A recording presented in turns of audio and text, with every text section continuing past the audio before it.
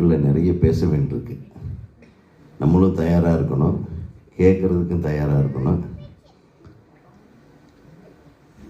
எனக்கு இங்கே வந்ததில் ஒரு சந்தோஷம் என்னென்னா, பி. வாசு சார் குடும்பத்திலேருந்து இன்னொரு டைரக்டர் வர்றாரு. இன்னொன்று மிரட்டலான ஆள் இன்னொருத்தன் வரானா அப்படின்ட்டு வந்து என் கண்ணை மூடி உட்கார்ந்து ரொம்ப நேரம் கேட்டுட்டு இருந்தேன் தம்பி பேசுறது மாதவன்.